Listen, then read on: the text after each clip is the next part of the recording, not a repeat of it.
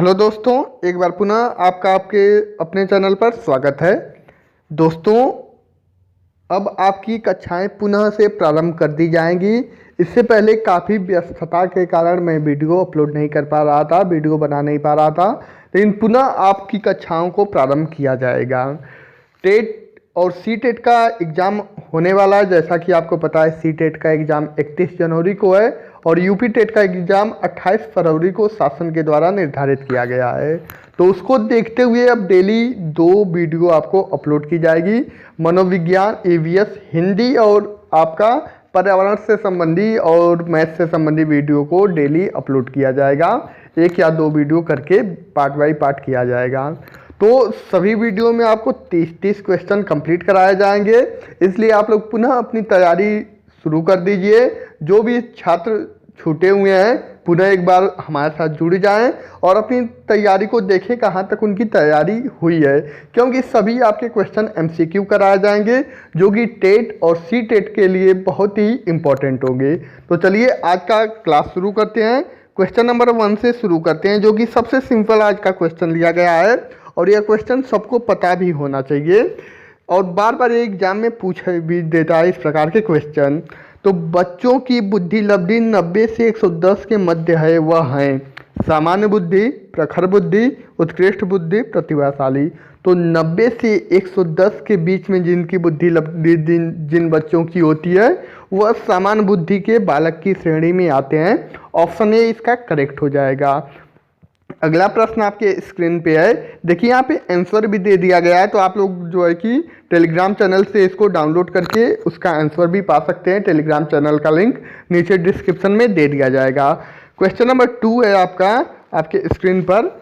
बच्चे के लिए निःशुल्क एवं अनिवार्य शिक्षा का अधिकार अधिनियम कितने वर्ष के बच्चों के लिए लागू है? तो यह भी सबको पता है। कितने वर्ष के बच्चों के लिए? तो 6 से 14 वर्ष के बच्चों के लिए ये लागू है। जिसको पता नहीं है वह जान ले। ऑप्शन ए इसका करेक्ट हो जाएगा। अगले क्वेश्चन की तरफ चलते हैं। क्वेश्चन नंबर 3 आपके स्क्रीन पे है। क्वेश्चन 3 है, एक बच्चे की बुद्धि और विकास के अध्ययन का सर्वाधिक अच्छी विधि कौन सी है? तो इसका कौन सा ऑप्शन करेक्ट है? तो इसका ऑप्शन सी करेक्ट है। विकासीय विधि जो है कि सबसे सर्वाधिक अच्छी विधि होती है। तो क्वेश्चन नंबर 3 का आपका ऑप्शन सी करेक्ट हो जाएगा। अगले क्वेश्चन की तरफ चलते हैं, क्वेश्चन नंबर 4 की तरफ। क्वेश्चन 4 आपके स्क्रीन पे है। गार्डनर ने 7 बुद्धि का अधिमान निर्धारित किया, इनमें से कौन सा नहीं है? देखिए हार्वर्ड गार्डनर ने 7 बुद्धि के जो है कि आपके अधिमान निर्धारित किए हैं। इनमें से आपका ऑप्शन बी अर्थात भावात्मक बुद्धि इन्होंने नहीं बताया है। इसका ऑप्शन बी करेक्ट हो जाएगा क्वेश्चन नंबर 4 का। चलिए अगले क्वेश्चन की तरफ चलते हैं, क्वेश्चन नंबर 5 की तरफ, जो कि आपके स्क्रीन पे क्वेश्चन नंबर 5 है। यदि एक बच्चे की मानसिक आयु 5 वर्ष तथा वास्तविक आयु 4 वर्ष है तो उसकी बुद्धि लब्धि क्या होगी उस बच्चे की? तो एक फार्मूला होता है, बुद्धि लब्धि बराबर मानसिक आयु बटा में वास्तविक आयु गुणे 100। इस फार्मूले से हम निकालेंगे तो उस बालक की बुद्धि लब्धि 125 आपकी ऑप्शन ए करेक्ट हो जाएगा। तो आपको फार्मूला याद रखना है, बुद्धि लब्धि बराबर मानसिक आयु बटा में वास्तविक आयु गुणे 100। ये आपका होता है फार्मूला। फिर आगे के प्रश्न को देखते हैं। क्वेश्चन नंबर 6 जो कि आपके स्क्रीन पे क्वेश्चन नंबर 6 है। मनोविज्ञान शिक्षा का आधारभूत विज्ञान है। देखिए कोटेशन है और एग्जाम में कोटेशन भी बार बार पूछे जाते हैं, तो यह कोटेशन आपके लिए इम्पोर्टेंट है। जो चीज़ें इम्पोर्टेंट है वही आपको जो है कि आपके सामने प्रस्तुत की जाएंगी। मनोविज्ञान शिक्षा का आधारभूत विज्ञान है, यह किसने कहा है? तो वह स्किनर महोदय ने कहे हैं। ऑप्शन बी आपका करेक्ट हो जाएगा। चलिए अगले क्वेश्चन की तरफ चलते हैं, जो कि आपके स्क्रीन पे क्वेश्चन नंबर 7 है। हिंदी अक्षरों को बालक किस आयु में पहचानने लगता है? तो किस आयु में बालक हिंदी के अक्षरों को पहचानने लगता है? तो 5 वर्ष की आयु में पहचानने लगता है बालक हिंदी के अक्षरों को। ऑप्शन सी करेक्ट हो जाएगा। चलिए अगले प्रश्न की तरफ चलते हैं, क्वेश्चन नंबर 8। देखिए आपका जो है कि एलेक्किया है। देखिए एलेक्किया जो है कि आपका पढ़ने की अक्षमता है। आपका ऑप्शन ए इसका करेक्ट हो जाएगा। एलेक्किया क्या है? क्या आपकी पढ़ने की अक्षमता है। देखिए इसमें जो भी अक्षमताओं से प्रश्न है वो सभी आपको करा दिए जाएंगे, जैसे लेखन संबंधी जो है कि अक्षमता, जैसे डिसकैलकुलिया हो गई, आपका गणितीय अक्षमता, इस तरह जितनी भी अक्षमताएं हैं सभी आपको जो है कि एमसीक्यू के माध्यम से कंप्लीट करा दिए जाएंगे। चलिए अगला देखते हैं क्वेश्चन नंबर 9, जो कि इम्पोर्टेंट क्वेश्चन है। पियाजे की औपचारिक संक्रियात्मक अवस्था किस आयु अवधि तक मानी जाती है। तो इन्होंने बात की है, देखिए पियाजे ने 4 अवस्थाओं को जो है कि डिस्कस किया है, लेकिन इनमें से पूछा क्या है, औपचारिक संक्रियात्मक अवस्था, ये आपको ध्यान देना है। तो जो औपचारिक संक्रियात्मक अवस्था होती है वह 11 से 15 वर्ष तक होती है। ऑप्शन डी इसका करेक्ट हो जाएगा। तो क्वेश्चन नंबर 9 का ऑप्शन डी करेक्ट हो जाएगा। चलिए अगला क्वेश्चन है, ये भी क्वेश्चन आपके लिए इम्पोर्टेंट है। गर्भ में बालक को विकसित होने में कितने दिन लगते हैं। तो ये आपका कितना दिन लगता है, तो 280 दिन लगता है। ऑप्शन बी करेक्ट हो जाएगा, 280 दिन। अगले क्वेश्चन की तरफ चलते हैं। अगला क्वेश्चन आपका क्वेश्चन नंबर 11 आपके स्क्रीन पे है। किस मनोवैज्ञानिक ने अपने 3 वर्षीय पुत्र का अध्ययन किया। देखिए ये क्वेश्चन भी इम्पोर्टेंट है। तो वह कौन से मनोवैज्ञानिक थे, तो पेस्टोलॉजी थे। आपका ऑप्शन ए करेक्ट हो जाएगा। चलिए अगले क्वेश्चन की तरफ चलते हैं। क्वेश्चन नंबर 12 आपके स्क्रीन पे है। बालक का विकास होता है, तो बालक का विकास सदैव सिर से पैर की ओर होता है। आपका 12 का ऑप्शन ए करेक्ट हो जाएगा। क्या इसका, तो सिर से पैर की तरफ बालक का सदैव गर्भावस्था में विकास होता है, गर्भ में। चलिए अगले क्वेश्चन की तरफ चलते हैं। क्वेश्चन नंबर 13, जो कि आपके स्क्रीन पे क्वेश्चन नंबर 13 है। विकास के संबंध में गलत कथन है। देखिए विकास के संबंध में गलत कथन क्या है। आपका ऑप्शन है विशिष्ट से सामान्य की ओर, सार्वभौमिक प्रक्रिया है, दिशा सिर से पैर की ओर, वर्तुलाकार गति है। तो क्वेश्चन नंबर 13 का क्या हो जाएगा, विशिष्ट से सामान्य की ओर। ये आपकी जो है कि विकास के संबंध में गलत है। और बकिया सार्वभौमिक प्रक्रिया, सिर से पैर की ओर, वर्तुलाकार गति, ये सभी जो है कि आपके लिए सही हैं। तो क्वेश्चन नंबर 13 का आपका ऑप्शन ए करेक्ट हो जाएगा। फिर आगे का क्वेश्चन है क्वेश्चन नंबर 14, गर्भधान काल की अवस्था नहीं है। तो देखिए ये आपका डिंब, बीजकरण और भ्रूणावस्था, ये सभी गर्भधान काल की अवस्था है। लेकिन जो शैशवावस्था है वह क्या होता है, बालक जब जन्म ले लेता है, जब इस संसार में, इस प्रकृति में आ जाता है माता की कोख से, तो उस अवस्था को शैशवावस्था कहते हैं। और शैशवावस्था जो होता है गर्भधान के बाद की अवस्था होती है। चलिए अब आगे के क्वेश्चन को देखते हैं। क्वेश्चन नंबर 15 को, मानव जीवन की मनोभौतिक एकता कहलाती है। क्वेश्चन नंबर 15 का आपका ऑप्शन ए करेक्ट हो जाएगा, मन तथा शरीर का विकास मानव जीवन की मनोभौतिक एकता कहलाती है। तो आप लोग ज़्यादा से ज़्यादा शेयर कर दीजिएगा कि अधिक से अधिक लोग जो है कि जुड़ के और अपने एग्ज़ाम में अच्छा स्कोर कर सकें, सभी सब्जेक्ट में वह लोग अच्छा नंबर पा सकें और टेट और सी टेट में भी अच्छा स्कोर कर सकें। चलिए अगले क्वेश्चन की तरफ चलते हैं। क्वेश्चन नंबर 16 की तरफ, जो कि आपके स्क्रीन पे क्वेश्चन नंबर 16 है। गर्भ में सर्वप्रथम निर्माण होता है। तो सर्वप्रथम गर्भ में पैर का निर्माण होता है, सिर का, धड़ का या सभी का। तो सर्वप्रथम गर्भ में सिर का निर्माण होता है। आपका 16 का ऑप्शन बी करेक्ट हो जाएगा। चलिए अगले क्वेश्चन की तरफ चलते हैं। जन्म के समय शिशु में कितनी हड्डियां होती हैं, शायद सबको पता होगा। जो बीटीसी बीएड में अच्छे से पढ़ाई किया होगा सबको यह पता होगा, जो मनोविज्ञान पढ़ा होगा उसको भी पता होगा। तो जन्म के समय शिशु में कितनी हड्डियां होती हैं, तो आपका ऑप्शन सी करेक्ट हो जाएगा, 270 हड्डियां होती हैं। चलिए अगले क्वेश्चन की तरफ चलते हैं। क्वेश्चन नंबर 18, बालक अपनी माँ को पहचानना प्रारंभ कर देता है। देखिए ये भी क्वेश्चन आपके लिए इम्पोर्टेंट है। तो बालक अपनी माँ को कब पहचानना प्रारंभ करता है, 3 माह की अवस्था से बालक अपनी माँ को पहचानना प्रारंभ कर देता है। चलिए अगले क्वेश्चन की तरफ चलते हैं। क्वेश्चन नंबर 19, देखिए ये भी क्वेश्चन आपके लिए इम्पोर्टेंट है।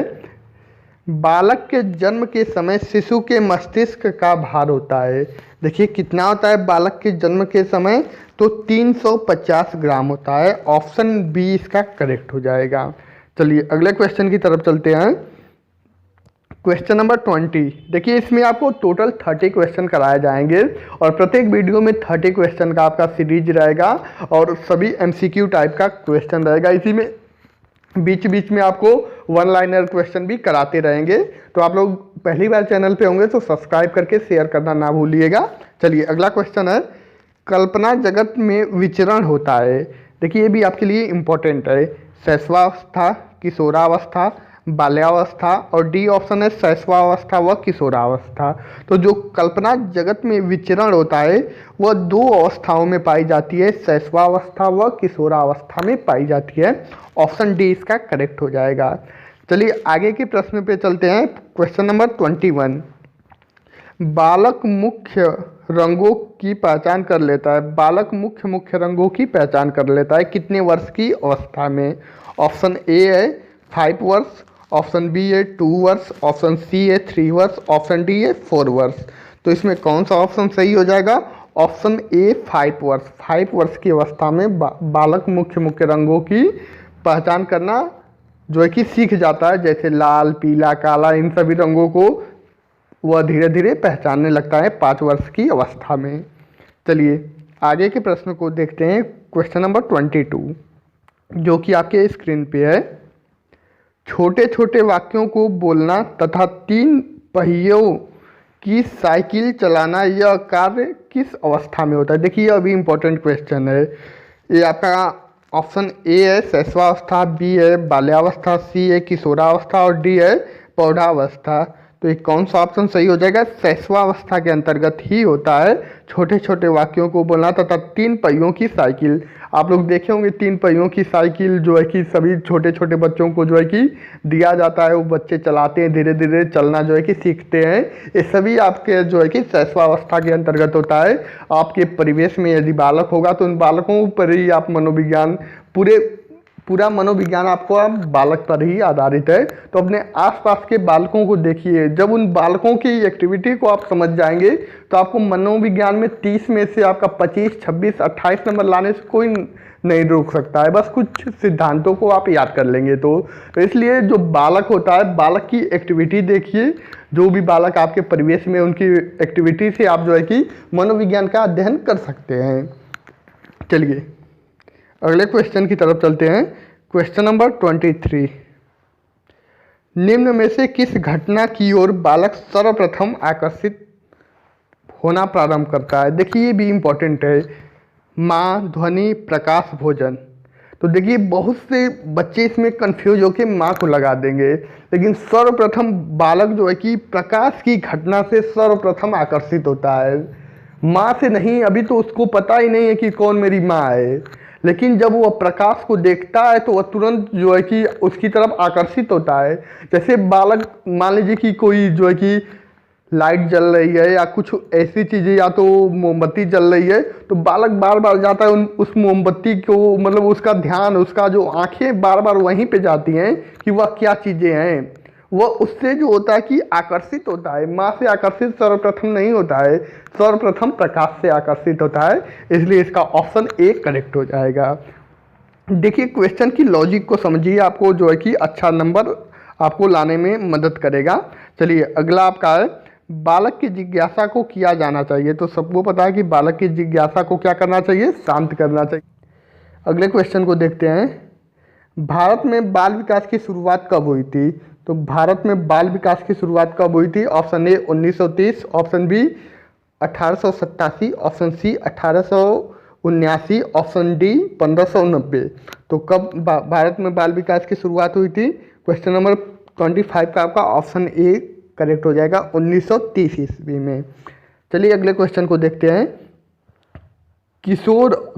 आपका किशोरा होगा, किशोरावस्था में सामाजिक विकास पर जिसका प्रभाव नहीं पड़ता है वह निम्न में से कौन सी है? ऑप्शन ए रुचियाँ, ऑप्शन बी आवश्यकताएं, ऑप्शन सी असुरक्षा, ऑप्शन डी अभिवृत्ति।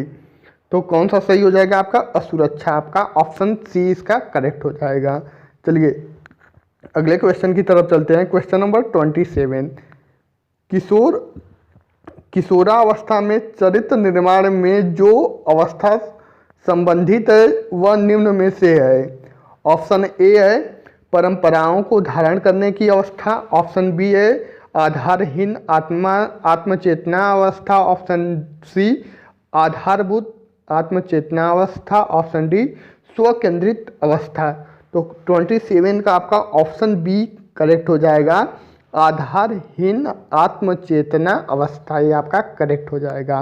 चलिए अगले क्वेश्चन की तरफ चलते हैं। क्वेश्चन नंबर 28 जो कि आपके स्क्रीन पर है। विकास व्यक्ति में नवीन विशेषताएं और योग्यताएं प्रस्फुटित करता है, यह कथन किसका। देखिए ये भी कोटेशन आपके लिए इम्पोर्टेंट है। तो यह किसका कोटेशन है, तो ये आपका हरलाक का कथन है, ये आपका ऑप्शन ए करेक्ट हो जाएगा। चलिए अगले क्वेश्चन की तरफ चलते हैं। Question number 29। किशोरावस्था एक नया जन्म है, उसमें उच्चतर और श्रेष्ठतर मानव विशेषताओं का जन्म होता है, यह कथन किसका। ये देखिए यह भी कथन आपके लिए इम्पोर्टेंट है। तो यह कथन जो है कि आपका स्टैनली हॉल महोदय का है, ऑप्शन सी इसका करेक्ट हो जाएगा। चलिए अगले क्वेश्चन की तरफ चलते हैं। क्वेश्चन नंबर 13 जो कि आज का लास्ट क्वेश्चन है, इस वीडियो का लास्ट क्वेश्चन है। फिर इसके बाद जो भी नेक्स्ट क्वेश्चन होगा अगले वीडियो में आपको कराया जाएगा। किशोरावस्था आदर्शों की अवस्था है, सिद्धांतों के निर्माण की अवस्था है, साथ ही जीवन का सामान्य समायोजन है, यह परिभाषा देने वाले हैं। देखिए यह भी कोटेशन आपके लिए इम्पोर्टेंट है, तो इसका ऑप्शन बी करेक्ट हो जाएगा। यह कोटेशन किसका है, तो जिन पियाजे का है। देखिए जो भी कोटेशन है आप लोग उसका स्क्रीनशॉट ले लीजिए और उसको कहीं लिख लीजिए ताकि वह कोटेशन आपको याद हो जाए। देखिए सी टेट में तो कोटेशन नहीं पूछे जाते हैं, लेकिन यूपी टेट में 1 या 2 कोटेशन हर बार पूछ लिए जाते हैं, इसलिए आप लोग इन कोटेशन को अच्छे से देख लीजिएगा और जो भी कोटेशन इंपॉर्टेंट होगा वही कोटेशन आपको बताया जाएगा। तो यदि आपको वीडियो पसंद आया हो तो ज़्यादा से ज़्यादा शेयर कर दीजिएगा ताकि मेरा भी मनोबल बढ़ता रहे और मैं डेली आपको वीडियो जो है कि प्रोवाइड कराता रहूं। तो चलिए ज़्यादा से ज़्यादा आप लोग शेयर कर दीजिएगा और चैनल पे पहली बार आए तो सब्सक्राइब करना ना भूलिएगा। ओके, धन्यवाद। आज का वीडियो यहीं पे समाप्त करते हैं।